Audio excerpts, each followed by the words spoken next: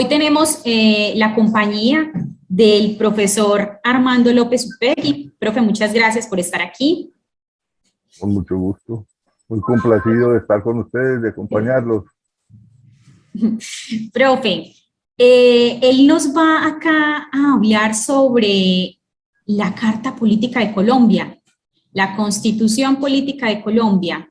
El profesor Armando López Upegui es magíster en ciencia política, abogado, historiador, profesor de cátedra desde 1989 en diferentes universidades y también nos escribió un libro de la Constitución Política del 91 y Modelo de Estado de Colombia. Y también ha sido columnista en la revista digital laorejaroja.com. Así que para nosotros también es un placer que el profesor nos acompañe hoy y que nos oriente un poco sobre qué es eso de la Constitución Política y por qué es importante conocerla.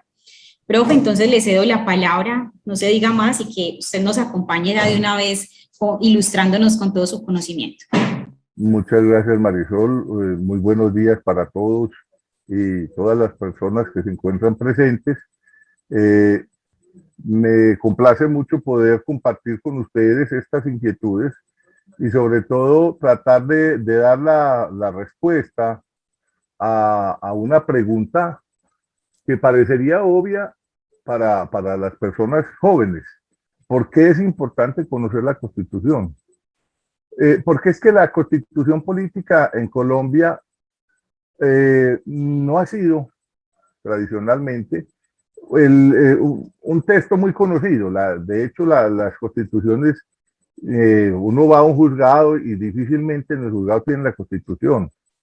Uno va a una oficina de abogados y a veces tienen la Constitución, pero normalmente la gente, el ciudadano, no tiene la Constitución, no, carece del ejemplar de la Constitución, aun cuando, dale Mari, aun cuando se produjo la expedición de la carta, el gobierno nacional del presidente Gaviria en esa época emitió este librito, imprimió este librito y lo repartieron gratuitamente en todas partes. Lo que pasa es que mucha gente lo recibió y no supo qué hacer con él, algunos lo leyeron y creyeron que eso era una cosa para leer de corrido como si fuera una novela, también lo dejaron abandonado y así sucesivamente la gente se fue perdiendo en el interés, en el desinterés mejor, la gente no fue como, digamos, como apropiándose realmente de qué era la Constitución y para qué servía, ni entendiendo por qué era importante. ¿Por qué era importante conocer la Constitución y por qué es importante saber qué existe y para qué sirve? La gente confunde la Constitución con las leyes. Muchas veces uno le pregunta a las personas qué es la Constitución y le dicen, no, es el conjunto de leyes de un país. No, la Constitución no es el conjunto de leyes de un país, no cabrían en un libro el conjunto de leyes de un país. Colombia está produciendo leyes prácticamente desde 1810, aún antes de consolidar su independencia. Las leyes de Colombia, hay infinidad de leyes. En este gobierno se hizo una cosa interesante que fue crear una comisión encargada de revisar las leyes viejas, que hay una cantidad de leyes desuetas que no tienen sentido, que fueron expedidas en otros contextos históricos y jurídicos. Entonces, la Constitución es algo más que el conjunto de leyes. La Constitución es el cimiento, son los pilares del Estado.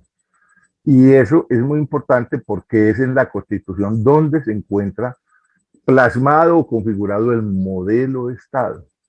¿Qué es un modelo de Estado? Un modelo de Estado es el conjunto de relaciones que se establecen entre quienes mandan y quienes obedecen las leyes, quienes producen las leyes entre el Estado, el gobierno y los destinatarios de esas normas que somos los ciudadanos. Entonces, es muy importante para todos poder entender que ese librito contiene la garantía de nuestros derechos, la garantía de nuestras libertades. Allí están establecidas una cantidad de garantías que muchas veces ni siquiera sabemos que existen o que no, y que no las usamos, por eso no las reclamamos, porque no sabemos que existen. La Constitución Política de Colombia de 1991, dale Mari, tiene un origen muy importante, muy interesante, porque es la primera constitución en Colombia que es brotada de la iniciativa popular realmente. La primera constitución ya desde lo que llamaríamos el Estado colombiano independiente es la Constitución de Cúcuta de 1821. Esa constitución ya se escribió después de haberse, digamos, consolidado la independencia en la Nueva Granada. Pero, a pesar de eso, no fue una constitución que surgiera de la iniciativa de la gente, sino que fue el resultado lógico y natural de un triunfo militar, de la disolución del nexo que nos unía con España. Fue una constitución expedida por eminentes juristas de la época, por militares de la época, por los que eran los protagonistas de la vida política.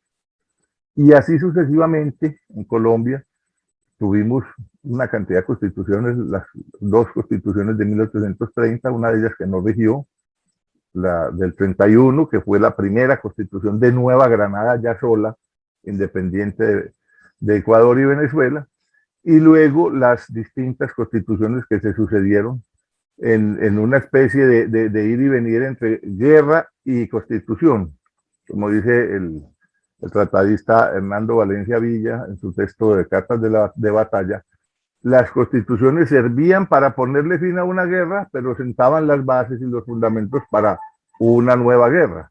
Entonces, la constitución del 44, que se expidió después de la guerra de los conventos, generó las condiciones para que luego hubiera una nueva guerra civil y luego una nueva constitución en el 53, luego una nueva constitución en el 58, luego una constitución en el 63, que fue, digamos, la que más duró en esa época, porque duró desde el 63 hasta el 86, pero que generó también los fundamentos para una nueva guerra civil y luego una nueva constitución, que fue la constitución del 86. La constitución del 86 es la constitución que más ha durado en Colombia, duró 105 años, y tuvo pues la característica de que fue realizada por un cuerpo constituyente nombrado a dedo por los gobernantes, por los triunfadores de la batalla, de la guerra, básicamente de la guerra de 1885, que fue el partido regenerador del señor Núñez y del señor Caro. Ese cuerpo constituyente pues se caracterizaba en primer lugar porque era casi que homogéneo, solamente había un representante de la oposición, el señor Esguerra Samper. Obviamente no había mujeres, y digo obviamente ¿por qué? Porque a la mujer estaba excluida de la vida política del país en esa época. A la mujer no se le concedía ningún derecho de participación en ninguna de las decisiones importantes del país en materia política o jurídica. Entonces estaba excluida la mujer. Estaban excluidas las amplias mayorías nacionales, los indígenas, los negros, obviamente, porque aun cuando se había logrado la liberación de los esclavos en 1852, diciembre del 51, básicamente, pero propiamente del 52, no se logra su incorporación a la vida política, sino mucho ya, muy entrado ya el siglo XX. Eran excluidos porque había una mentalidad, hay una inercia mental que los mantenía por fuera. Y la gente pobre, la gente, digamos, los blancos pobres que carecían de renta, porque normalmente las constituciones establecían que los derechos políticos solamente podían ser concedidos a los mayores de edad, mayores de 21 años, que tuvieran renta y que fueran alfabetos. Y en esa época, la amplísima mayoría de los colombianos eran analfabetos y y carecían de renta. Entonces, era una constitución que fue formada por un cuerpo constituyente homogéneo desde una perspectiva, desde un modelo de país, desde un modelo de Estado, autoritario, excluyente, católico, totalmente católico, con la exclusión de credos disidentes, católico, con exclusión de cualquier otro asomo de pensamiento distinto, de asomos laicos, por ejemplo, no había lugar a consideraciones de carácter laico, y se excluía pues todo tipo de pensamiento distinto. Esa constitución fue ratificada, digámoslo así, o remachada mejor, con un concordato, que se establece un concordato, un tratado internacional, que se firma con la sede apostólica, con el Estado del Vaticano, en 1887. Ese concordato establece una serie de privilegios para la Iglesia Católica y una serie de elementos de exclusión para los otros credos, y especialmente que tiene por objeto cuadrar, digamos, todo lo que tenía que ver con el matrimonio, con el estado civil de las personas, etcétera, dirigido por la Iglesia. Solo existía el matrimonio católico, solo no existía el divorcio, los niños cuando nacían tenían que ser bautizados necesariamente en la Iglesia Católica para que puedan llevar un nombre, porque si no, no tenían nombre. Cuando la gente se iba a casar, pues tenía que casarse lo católico, y cuando se iba a morir, había que registrar esa muerte por lo católico. Entonces, en ese momento, no había en la Constitución colombiana, no había lugar a esas posiciones disidentes. Y así duramos 105 años.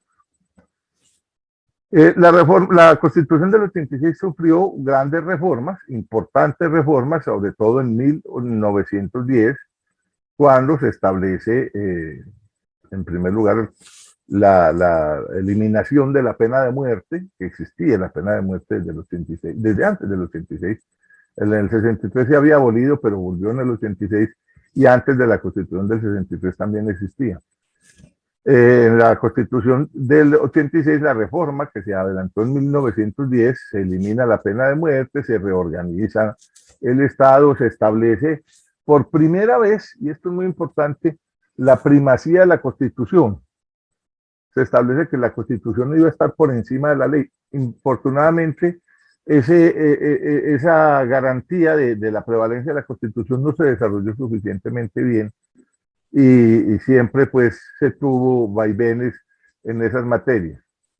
Luego vino una reforma importantísima, que es la reforma de 1936, que establece el Estado Social de Derecho. Se postula el Estado Social de Derecho por primera vez en Colombia. En 1936 se establece la prevalencia del interés general sobre el interés particular, se establece la función social de la propiedad, es decir, que quien tenía una propiedad no podía gozar y abusar de ella, sino que podía usarla y gozarla, pero tenía que cumplir una función social, que si había alguna incompatibilidad entre el interés general y el interés particular, el interés general debería prevalecer sobre el interés particular.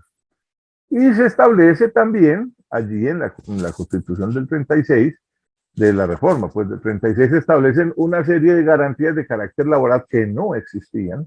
Las relaciones obrero-patronales se regulaban básicamente por el Código Civil hasta esa época. No había derecho de huelga, no había derecho a la sindicalización, no existía descanso remunerado, no existían vacaciones, no existía seguridad social. Con la reforma constitucional de 36, entonces se logra introducir todo ese tipo de garantías, pero no se establecen mecanismos expeditos para su realización. Así avanzamos hasta el 68. En el 68 se hace otra gran reforma. Bueno, se hizo una en el 57 que introdujo el Frente Nacional. El Frente Nacional produjo digamos, estratificación de los partidos políticos. Solo el Partido Liberal y el Partido Conservador podían participar en política en Colombia. Con el Frente Nacional se establece la paridad entre esos dos partidos políticos, la alternación en la presidencia, un periodo para un liberal, un periodo para un conservador, la mitad de los ministerios para el conservatismo, la mitad de los ministerios para el liberalismo, y en las cámaras y en los organismos colegiados del departamento y del municipio también estaban solamente representados los partidos liberal y conservador. Esa medida del Frente Nacional tuvo un efecto pacificador inicial porque permitió que la violencia que se había desatado con múltiples razones, no vamos a entrar en eso porque no es motivo de esta charla, pero que había tenido como expresión la lucha entre los partidos, pues perdió el sentido porque ya nadie ganaba nada ni perdía nada con las elecciones. Antes del Frente Nacional, el que ganaba las elecciones lo ganaba todo y el que perdía las elecciones lo perdía todo. Con el Frente Nacional, cualquiera de los dos que ganara siempre tenía derecho a la mitad del pastel burocrático, y eso se permitió apaciguar un poco el encono del enfrentamiento. Pero el resto de las condiciones socioeconómicas que habían generado la violencia siguieron vigentes. Y a poco andar, después del Frente Nacional, resurge una nueva violencia, la violencia guerrillera, que surge, pues ustedes lo saben ya muy bien, a raíz del bombardeo de las regiones campesinas por el gobierno del presidente Valencia, todo el problema de la exclusión de la tierra, del monopolio de la tierra, de la falta de recursos para los campesinos, la misma exclusión en la participación política, porque otras opiniones políticas no podían acceder a la participación electoral, y surgen pues todas ese tipo de circunstancias que van a generar una violencia nueva, una violencia contemporánea de carácter guerrillero que se va desarrollando desde 1965 en adelante. Y para acabar de ajustar, a finales de los años 70 y comienzos de los 80 entra un nuevo ingrediente adicional, que es el ingrediente del narcotráfico. El narcotráfico, que es una enfermedad muy grave de la sociedad, de la democracia, no tanto en sí por el tema de la droga, cuanto por las cantidades de capital tan enormes que se mueven en esa actividad por su propia condición de prohibida, que genera entonces un efecto disociador, un efecto disolvente. Por un lado empieza a generar corrupción en los altos mandos militares, en los altos mandos policiales, en algunos sectores de la justicia. Los jueces estaban abocados a eso, o se venden o se mueren. Y pues nuestros jueces, la mayoría de nuestros grandes jueces y magistrados fueron limpios y honrados y prefirieron entonces perder la vida, y así fue. El narcotráfico se encargó de eliminar sistemáticamente jueces municipales, jueces civiles, jueces de circuito, jueces de los tribunales, magistrados de los tribunales, magistrados de la corte, hasta llegar a ese gran holocausto del Palacio de Justicia. En 1988, antesito, sí, por allá en 1988, el periódico El Espectador, bueno, se habían intentado varias reformas de la Constitución del 86, pero había sido imposible hacerlo porque el Congreso, uno de los puntos que se pensaba reformar en la Constitución era el Congreso, y el Congreso no era muy fácil de convencer de que se reformara a sí mismo. Entonces, no siempre era factible hacer la reforma por medio del Congreso. La Constitución se reforma, normalmente la Constitución tiene dos vías para reformarse, o por vía del Congreso de la República, un acto legislativo del Congreso, o por vía de reforma popular mediante asamblea constituyente. En esa época se convocó incluso una asamblea constituyente en el gobierno del presidente López Miquelsen, pero la Corte Suprema declaró inconstitucional, inexequible mejor, la reforma por vicios de procedimiento. Entonces se habían agotado, digamos, las posibilidades de lograr esa reforma, y el periódico El Espectador, don Guillermo Cano, director del periódico, lanzó por ahí en el 88 la idea de que se podía iniciar el estudio de la posibilidad de adelantar la reforma por medio de una asamblea constituyente.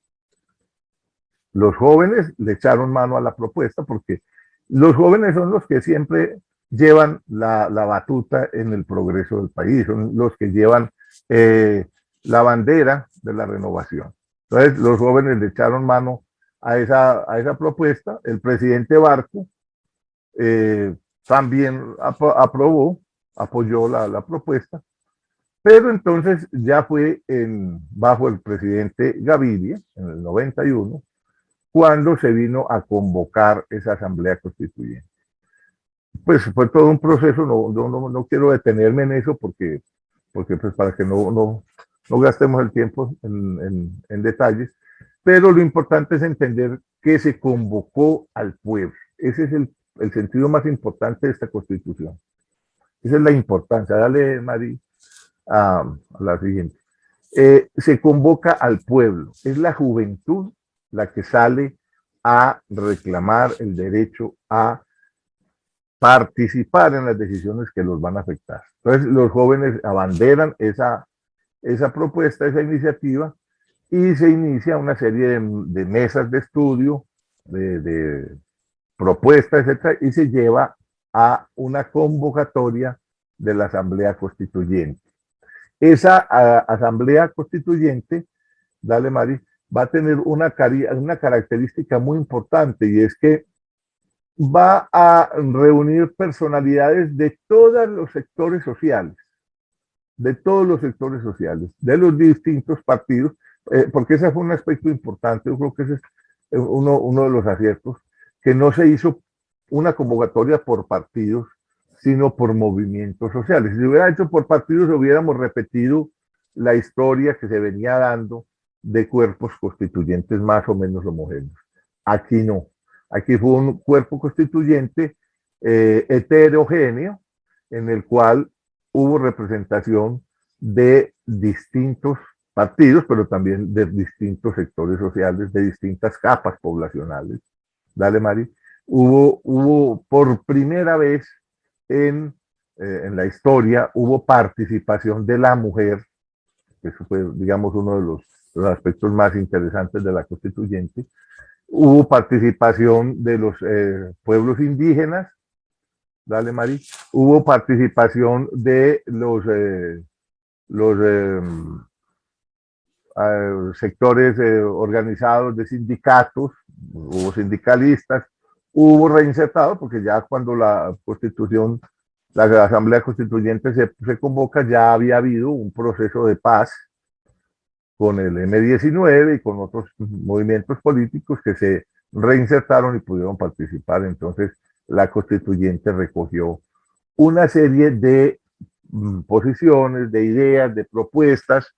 Hay una serie de asesores en la Constituyente que venían estudiando los procesos constituyentes de España, de la cual se toman muchos elementos. La Constitución española hasta cierto punto y la Constitución alemana del 49 se toman muchos elementos, y entonces se trae pues todo ese bagaje de las nuevas tendencias constituyentes, lo que se conoce en el medio como el neoconstitucionalismo. La Constitución del 91, que se expide entonces el 4 de julio de 1991, va a ser una Constitución variopinta, producto del consenso, como dijo entonces Dale Mari, uno de los presidentes de esa asamblea, Álvaro Gómez, producto de un acuerdo sobre lo fundamental, ¿sí? Un acuerdo sobre lo fundamental, lo importante, lo más esencial de un Estado está plasmado en esta Constitución.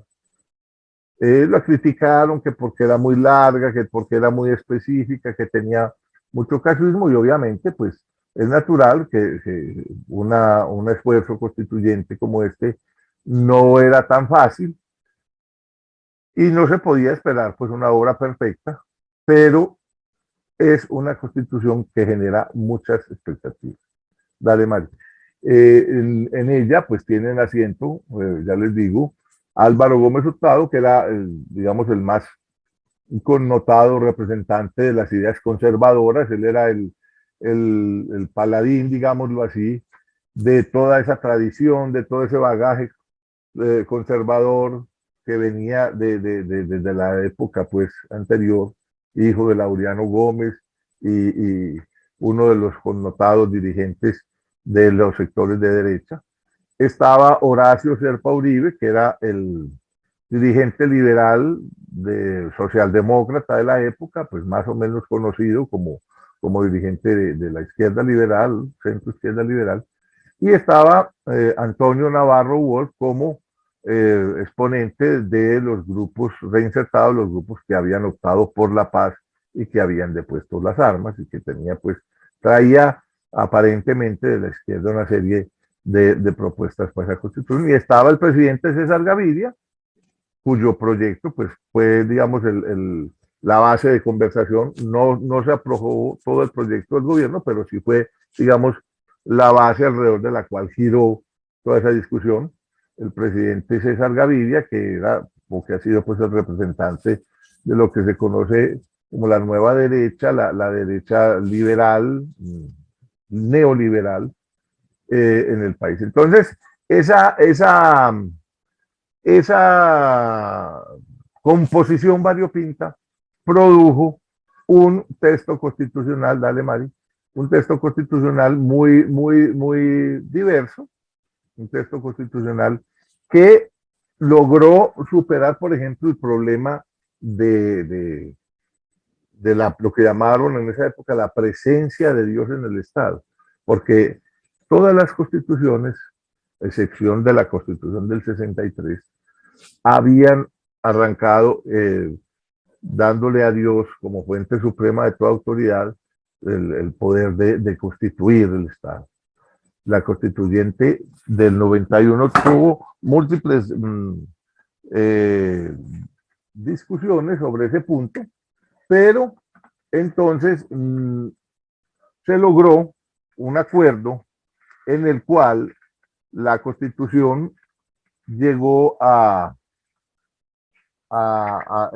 establecer este preámbulo, que es un preámbulo transaccional y que nos da muestra pues de esa Constitución variopinta que va a salir allí. Dice: en el ejercicio de su poder soberano, representado por sus delegatarios a la Asamblea Nacional Constituyente, invocando la protección de Dios y con el fin de fortalecer la unidad de la nación y asegurar a sus integrantes la vida, la convivencia, el trabajo, la justicia, la igualdad, el conocimiento, la libertad y la paz dentro de un marco jurídico democrático y participativo que garantice un orden político, económico, social y justo, y comprometido a impulsar la integración de la comunidad latinoamericana, decreta, sanciona y promulga la siguiente constitución política.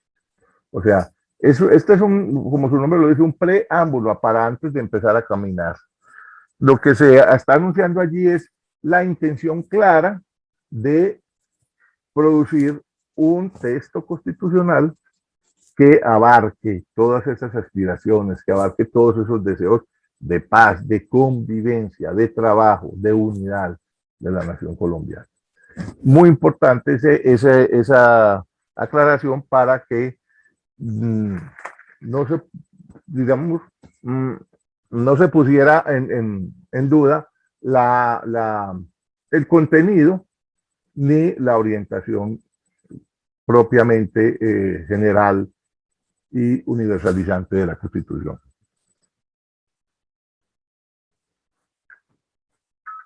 Entonces, tenemos que la garantía de los derechos fundamentales y sobre todo el aspecto central de la dignidad humana. Ese es, digamos, como el aspecto más importante que va a tener la Constitución. En 1886 no se menciona para nada la dignidad humana. La Constitución de 1991 va a traer como pilar fundamental el respeto por la dignidad humana. Ese es, digamos, como el aspecto más importante sobre el cual se va a edificar todo el Estado. todo lo que se va a producir jurídicamente, políticamente, va a ser básicamente referido al respeto por la dignidad humana. Y por eso entonces la Constitución va a consagrar unos derechos fundamentales que no estaban en la Constitución del 86.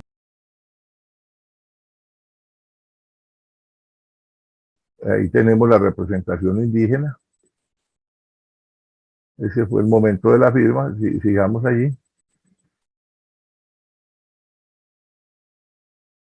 Los tres presidentes, ahí está la representación indígena, muy bien. Dale ahí a lo que sigue, por favor. Entonces, ahí tenemos pues los principios fundamentales. En el artículo primero se establece que Colombia es un Estado social de derecho. Ha debido de decir social y constitucional porque este texto establece que la Constitución es norma de normas, norma de normas. O sea que no habrá, ahí abajo lo pueden ver, es norma de normas. En todo caso, incompatibilidad entre la Constitución y la ley o cualquier otra disposición jurídica se aplicará de preferencia a la Constitución. ¿Por qué es importante eso? Porque si la Constitución está basada en el respeto por la dignidad humana, ninguna ley, ningún texto jurídico que vulnere la dignidad humana podrá ser aprobado.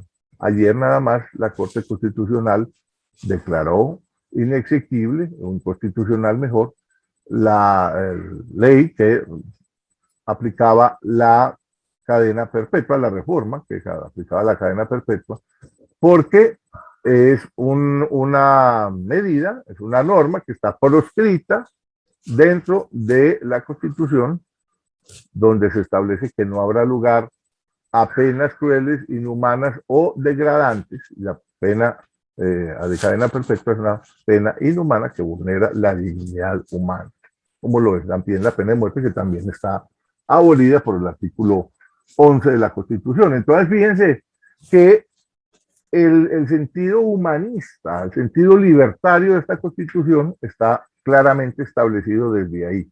En el artículo primero se establece que es un Estado social de derecho, organizado en forma de república, quiere decir separadas las ramas o los órganos del poder, en el ejecutivo, legislativo y judicial, y con autonomía de sus regiones, lo que le da pues entonces la posibilidad de que las regiones escojan a sus gobernantes, alcaldes y gobernadores, que manejen hasta cierto punto un presupuesto fruto de sus propias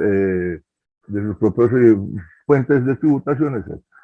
Y sobre todo fundado en el respeto por la dignidad humana, el trabajo, la solidaridad de las personas y la prevalencia del interés general. Ahí está el Estado social de derecho.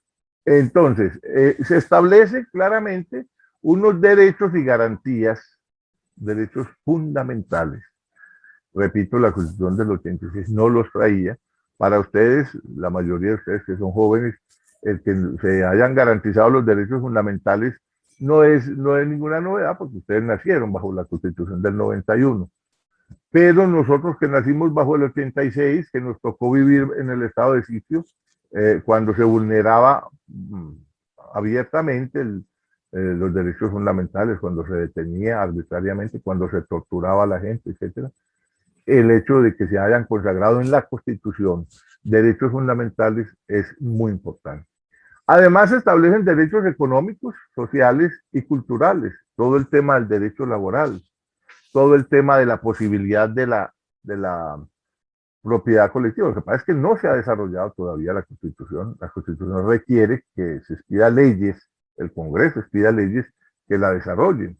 Y el Congreso pues ha sido reacio. Ustedes saben que de todas maneras hay intereses de por medio que muchas veces enervan la función legislativa. Pero la Constitución consagra derechos al medio ambiente, consagra derechos a una vida sana.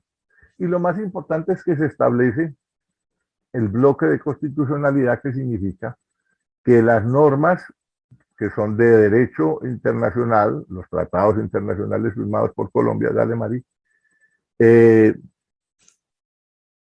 que ha firmado el país y que tienen que ver con los derechos fundamentales puedan ser, dale María, la siguiente, puedan ser reclamados, sean habilitados aquí en el interior, a pesar de ser derechos firmados en el extranjero, que es lo que se llama derecho externo.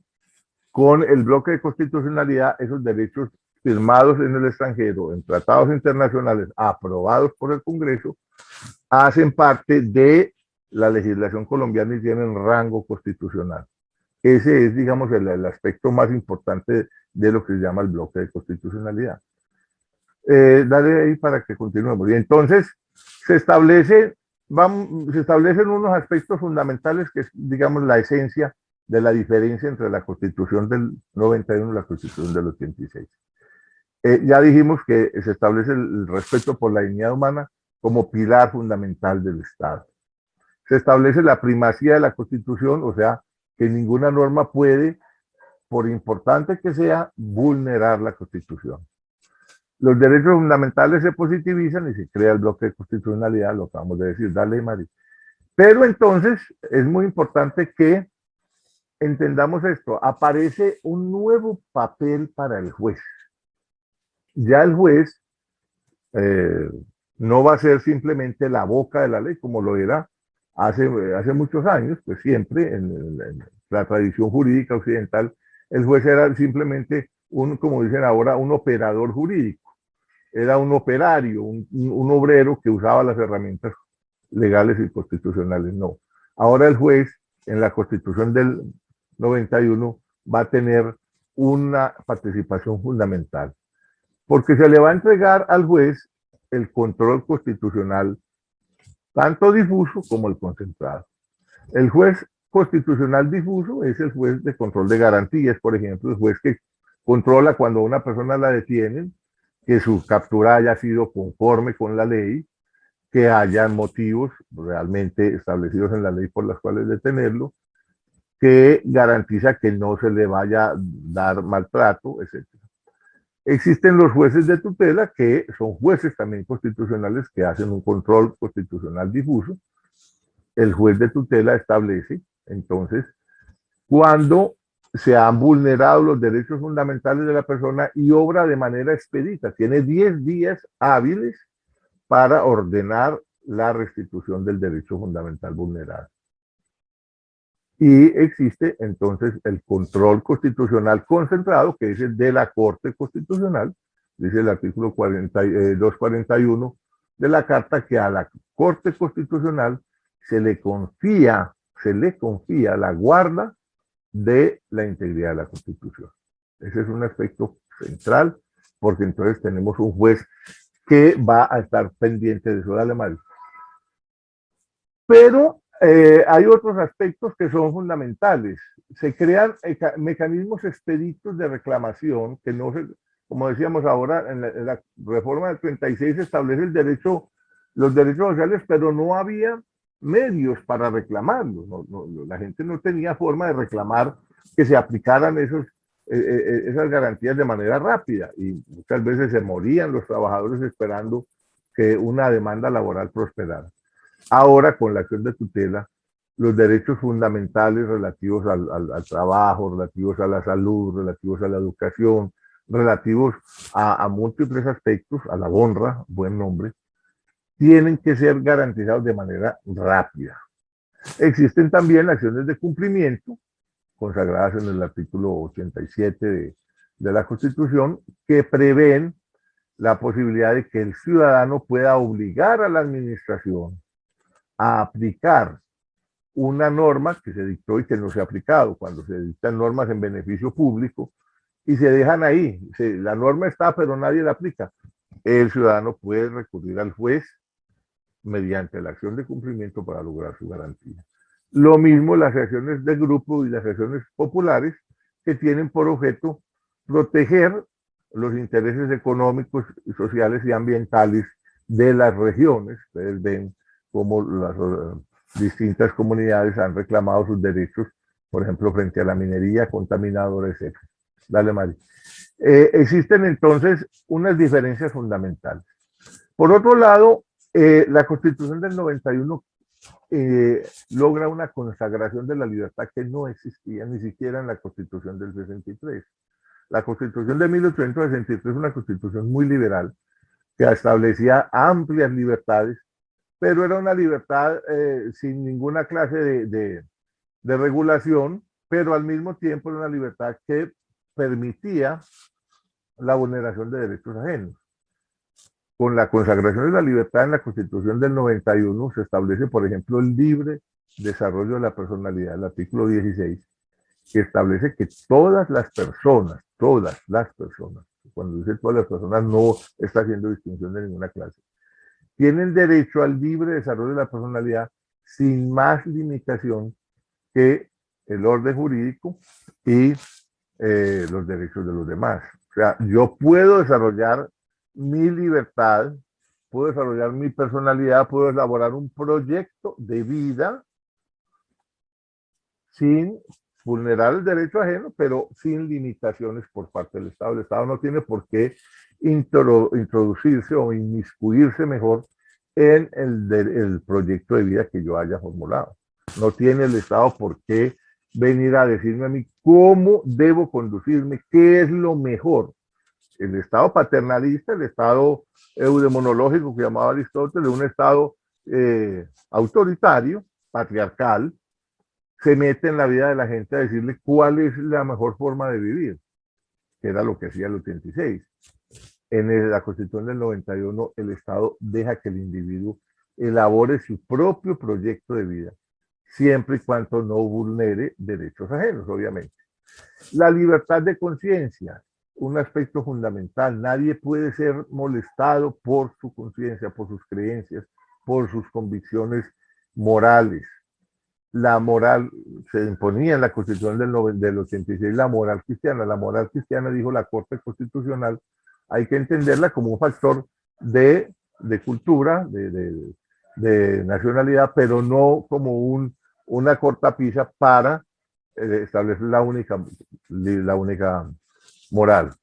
Libertad de religión, nadie puede ser forzado a creer en un Dios específico o practicar una religión específica. Puede ser, la persona puede practicar la religión que quiera, siempre y cuando obviamente no vulnere los derechos ajenos. Pero en un aspecto muy importante, ni siquiera en la escuela se puede forzar a los estudiantes a asistir a clases de religión en los establecimientos del Estado. No se puede forzar a los estudiantes a asistir a clases de religión. No se puede imponer un credo.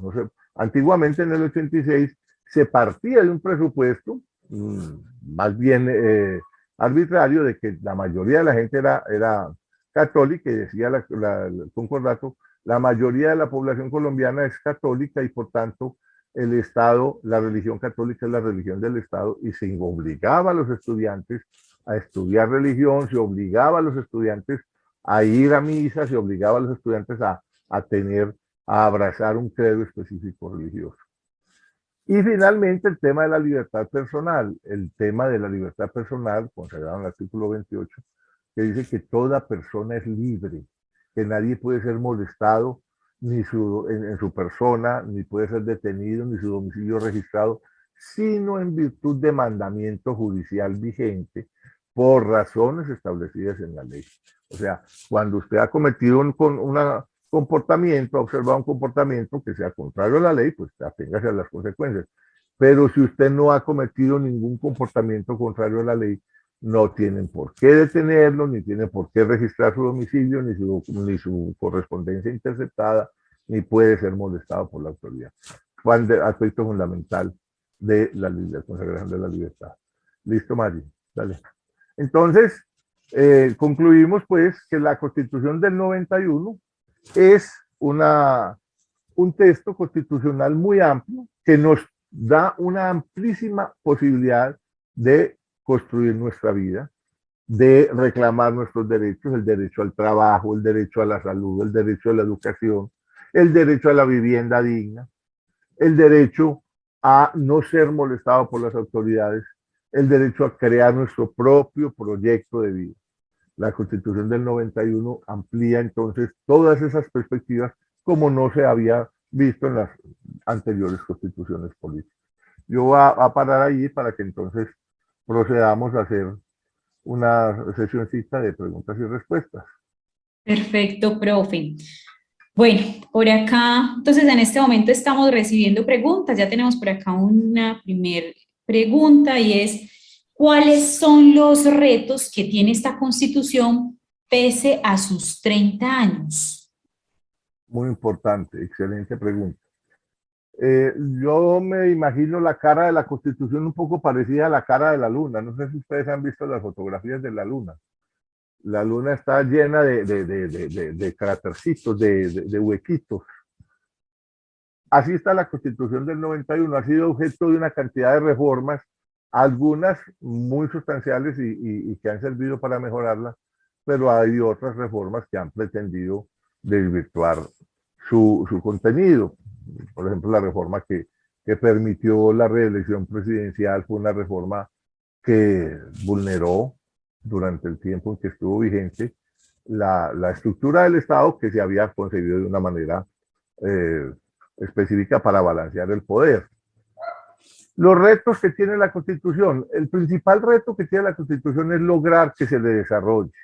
El principal reto que tiene la Constitución es que se le aplique como debe ser, que el Senado y la Cámara de Representantes aprueben, por ejemplo, la ley de ordenamiento territorial. Todavía no ha podido ser expedida una ley de ordenamiento territorial que regule todo lo relacionado con las regiones, con los departamentos. La Constitución establece que se puede crear no solamente unidades administrativas como departamentos y municipios, sino que puede haber otras. Los distritos especiales, los distritos turísticos como el de Cartagena, en fin, hay una serie de otras variantes de ordenamiento territorial que le permiten a las regiones manejar sus recursos. Ese es un aspecto importante. Un reto importante de la Constitución es lograr esa promesa, que es una promesa que se hizo desde el 86 y que no se ha cumplido, la de la descentralización administrativa, que realmente las regiones puedan disfrutar de autonomía administrativa, de autonomía presupuestal. Todavía seguimos en ese y las reformas que se le han practicado a la Constitución en ese campo han sido más bien para recuperar por parte de los sectores centrales de la clase política tradicional, a recuperar el mando y el disfrute de los beneficios económicos. Hay un boquete muy importante que abre la Constitución, como es tan libertaria, y es el boquete del neoliberalismo. La Constitución tiene su principal amenaza y su principal enemigo en el neoliberalismo, porque el neoliberalismo es una corriente política y económica que busca solo busca la ganancia como un fin en sí mismo, no como el liberalismo del siglo XVIII que buscaba al hombre como un fin en sí mismo. Entonces, uno de los retos de la Constitución es lograr sobrevivir a los embates que el neoliberalismo le causa, porque para el neoliberalismo lo importante es la ganancia y no le importa tanto lo social. Para el neoliberalismo lo importante es la ley, la regla fiscal, que la regla fiscal opere y mande, y esa regla fiscal simplemente dice, hay que aplazar los derechos fundamentales mientras no haya plata, porque mientras no haya plata no podemos cumplir con las expectativas del pueblo. Y en ese sentido, entonces, la Constitución todavía tiene un reto muy importante. Muy bien, profe, por acá nos preguntan sobre la participación de la población joven. ¿Cuáles podrían ser los mecanismos más potentes para la acción e incidencia juvenil? Bueno, a la juventud tiene un papel muy protagónico en la Constitución del 91. De hecho, pues ellos fueron los que la prohijaron y los que la impulsaron. Se ha establecido una serie de mecanismos, los consejos de la juventud, se ha establecido una serie de mecanismos de participación de los jóvenes. Ahora el Congreso desarrolló pues, una ley del primer empleo. Lo importante es esto, lo importante es que la Constitución establece unos mecanismos para que la gente misma reclame esos derechos Hay el tema de la iniciativa popular legislativa, la posibilidad de que la gente, mediante la iniciativa popular legislativa, presente al Congreso proyectos de ley que desarrollen esos aspectos. Los jóvenes tienen en sus manos un instrumento muy importante, que es la posibilidad de hacer que esos consejos departamentales y municipales de la juventud presenten proyectos de ley para lograr avanzar en términos de garantías para el desarrollo del deporte, de la cultura, del acceso a la educación, del tema del empleo, las posibilidades de que los jóvenes puedan alcanzar verdaderamente todas las expectativas que la Constitución les genera. Y eso está en manos de los jóvenes, adelantarlo mediante la iniciativa popular legislativa. Profe, por acá nos preguntan sobre la Constitución Política del 2015 que venden en algunas papelerías. Entonces, por acá dicen, ¿cuál es mejor comprar y estudiar? ¿La que nos dicen que es del 2015 o la de 1991? No, es que no hay Constitución de 2015. La Constitución es del 91. Lo que se producen son reformas, ¿cierto?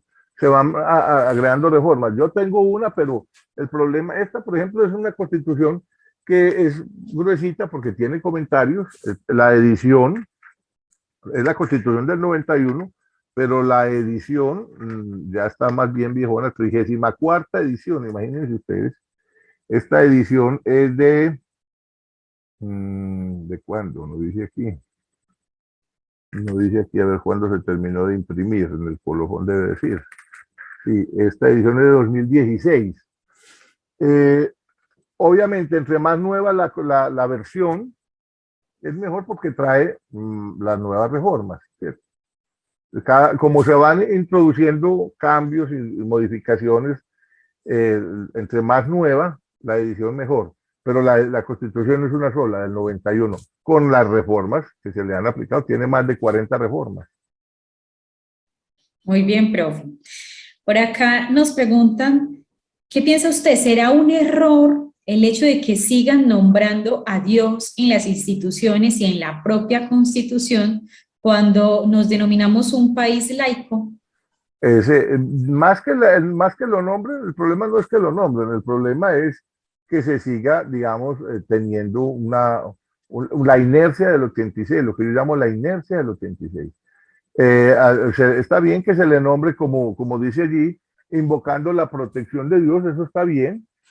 El concepto de Dios es muy amplio para muchas personas, pues tienen distintas concepciones, no solamente la concepción católica o la concepción musulmana o la concepción judía, hay múltiples concepciones de Dios.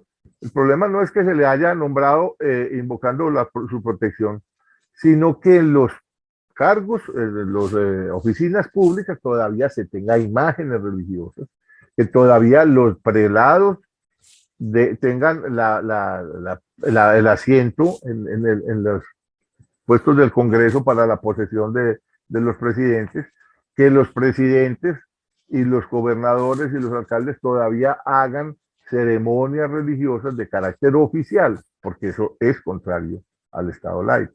No hay razón alguna para que en los despachos judiciales o en los despachos gubernamentales existan imágenes religiosas, porque si eso se va a hacer así, de acuerdo con la pluralidad de la Constitución, entonces tendrían que tener allí una estrella de David y tendrían que tener allí algunos, no sé, unos arabescos, porque todos los credos estarían allí, tendrían que tener derecho a estar allí. Y el Estado es laico, entonces la invocación de la protección de Dios no es tanto problema, el problema es el comportamiento de los funcionarios que siguen obrando como si estuviéramos bajo la Constitución del 86. Bueno, profe, por acá tenemos un comentario larguito. Por acá hay uno de los asistentes nos ha estado haciendo como varios comentarios mientras que usted iba haciendo la charla. Le voy a leer uno de ellos. Se llama Andrés. Andrés hizo una acción de inconstitucionalidad a la ley y al decreto que trata sobre los contratos de prestación de servicios y de aprendizaje. porque, según él dice, no me permiten el trabajo digno y estable, y porque las empresas privadas y las instituciones públicas usan y abusan de estas figuras para ahorrar gastos y no vincular a los empleados. La Corte Constitucional me la rechazó. También puse como argumento que falta una escala de salarios y beneficios no monetarios para las personas según su esfuerzo físico y mental.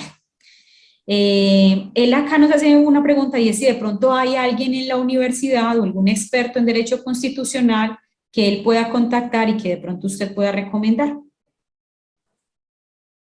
Pues no, experto en la universidad, gente que sabe de constitución, hay tremenda. Está el doctor Tulio Elichinchi, está la doctora Bernardita Pérez, está el doctor Carlos Fernando Madrid, entre otros, pues para no mencionar sino unos cuantos, y que me perdonen los otros maestros que saben mucho de constitución y de derecho constitucional, que podrían ser recomendados para un caso de esos. El tema, exactamente lo que apunta ahí Andrés, tiene que ver con lo que yo estaba hablando del neoliberalismo. Es que el neoliberalismo precariza el trabajo. El neoliberalismo, en tanto se habla de la eficiencia, de la rentabilidad, en tanto se habla de la ganancia como fin en sí mismo, precariza el trabajo de la gente, vuelve el trabajo de la gente una cosa precaria, elimina la jornada laboral de 8 horas para reemplazarlo por jornadas de 4, de 6 horas, de 3 horas, elimina los contratos laborales a término indefinido y los cambia por contratos basura, por contratos de prestación de servicios, contratos precarios de 2, 3 meses que no le permiten al trabajador adquirir garantías de seguridad social, que no le garantizan vacaciones, que no le garantizan el descanso remunerado, etc. Entonces, ese tipo de medidas, infortunadamente, como la Constitución es tan amplia, se han logrado a sacar adelante. Ahí la pugna hay que tratar de adelantarla frente al Congreso, a que el Congreso limite, regule, reglamente ese tipo de actividades laborales para que no se siga abusando, para que los empresarios y los mercaderes del empleo, porque hay una cantidad de intermediarios que son mercaderes del empleo. La batalla que se dio en las bananeras, toda esa lucha de las bananeras de 1900, de los años 20, que culminó con la matanza del 28, tuvo por motivo eso, precisamente, que la empresa frutera no contrataba a los trabajadores, sino que contrataba con intermediarios, y esos capataces intermediarios contrataban con los trabajadores. O sea, lo que los trabajadores de las bananeras luchaban era para que se les reconociera como empleados de la empresa con derecho a contrato laboral y con derecho a las prestaciones sociales. Es más o menos lo mismo que están pasando ahora. Hay una cantidad de tercerizaciones de trabajo, de empresas, mercaderes de trabajo, que contratan a los empleados, a los trabajadores, con salarios miserables, y ellos a su vez contratan con los empleados. Eso hay que tratar de buscar por medio del Congreso una regulación, una limitación a ese tipo de actividades para evitar los abusos. Muchas gracias, profe. Para ir finalizando, por acá tenemos dos preguntas que se relacionan.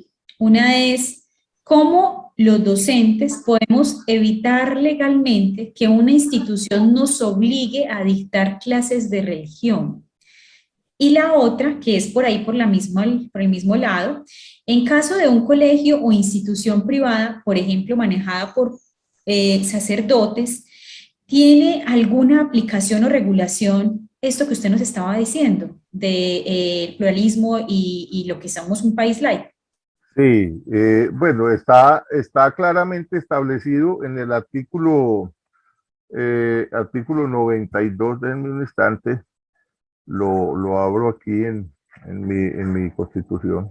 Tú no sabes en el libro de uno, ¿sí? En el artículo 92 se habla de que cualquier persona natural o jurídica podrá solicitar de la autoridad competente la aplicación de las sanciones penales o disciplinarias derivadas de la conducta de las autoridades públicas. ¿En qué sentido? En el sentido de que si la autoridad, pues en el caso de los colegios oficiales, porque esa garantía es en los colegios oficiales, se niega, si se niega la posibilidad de, de que el profesor se abstenga de enseñar religión, y eso está incurriendo en una actitud violatoria de las normas disciplinarias y penales. El artículo 68 dice claramente: los particulares podrán fundar establecimientos educativos, la ley establecerá las condiciones para su creación y gestión, en el primer inciso. Y en los incisos finales dice: los padres de familia tendrán derecho de escoger el tipo de educación para sus hijos menores. En los establecimientos del Estado, ninguna persona podrá ser obligada a recibir educación religiosa. En los establecimientos oficiales, los integrantes de los grupos étnicos tendrán derecho a una formación que respete y desarrolle su identidad cultural. Entonces, si algún profesor de colegio oficial, porque es muy claro, en los establecimientos del Estado, en los particulares no, porque los particulares precisamente son particulares, pero en los establecimientos oficiales ningún profesor puede ser obligado a enseñar religión, porque el artículo 68 mismo lo dice. No se puede obligar a nadie a recibir educación religiosa. Y existe el artículo 18, que es muy claro. El artículo 18 no tiene ninguna clase de esguinces para que nadie pueda ser forzado, pues, a, a vulnerar su libertad de conciencia, su libertad de pensamiento, su libertad de creencia. Se garantiza la libertad de conciencia, es el artículo 18. Nadie será molestado por razón de sus convicciones o creencias, ni compelido a revelarlas, ni obligado a actuar contra su conciencia. Entonces, ¿qué pasa? Allí opera precisamente la ley de la acción de tutela, artículo 86. Incluso en el artículo 85 es muy claro que dice que el artículo 18, junto con otros artículos como el 16, el 17, etcétera, son de aplicación inmediata, dice el artículo 85. O sea, la acción de tutela en esos casos procede, pero de una, porque no hay esguince alguno, ninguna posibilidad de esguince. Son de aplicación inmediata, es el artículo 85. Los derechos consagrados en los artículos 11, 12, 13, 14, 15, etcétera, hasta el 40, de aplicación inmediata. Yo creería que hasta aquí hemos llegado entonces con este encuentro. Ya respondimos las preguntas y comentarios que nos llegaron y pues ya el tiempo fue justo y medido. Profe, muchísimas gracias por su tiempo, por sus recomendaciones. Creemos que, bueno, por acá nos están llegando como algunas preguntas. No sé, profe, si desea De responder. pronto una última pregunta. Una última pregunta, listo, profe. Que trate de recoger las otras inquietudes. Voy a mirar que esté de otro tema. Bueno, aunque todos como que están emocionados como con el tema religioso, porque por acá todas están como relacionadas con el tema religioso. Dice una por acá, ¿qué tanto las iglesias católicas como cristianas están eximidas de impuestos cuando muchas de ellas participan activamente en la política? Precisamente ese fue uno de los puntos del concordato. El concordato con la sede apostólica de 1887 había establecido un tratamiento tributario preferencial para la Iglesia Católica. Esa medida que fue declarada, esa ley, pues la ley que puso en vigor el concordato fue declarada inexequible, y por tanto las iglesias todas tienen que presentar impuestos. En tanto tengan actividad económica, tienen que presentar su declaración de renta y tienen que pagar los impuestos. No hay exenciones de impuestos por razón del culto religioso. Ahora sí, profe. Entonces nos despedimos de todos. A todos, muchísimas gracias por permanecer con nosotros acá en este encuentro. Y, profe, muchas gracias a usted por todo su conocimiento acá impartido en esta charla. Muchas gracias a ti en primer lugar, y por la invitación, y a todos los asistentes por su paciencia y tolerancia. Y me encanta haber podido ser de alguna utilidad para la difusión de nuestra Constitución. Muchas gracias, profe. Gracias a todos. Feliz día.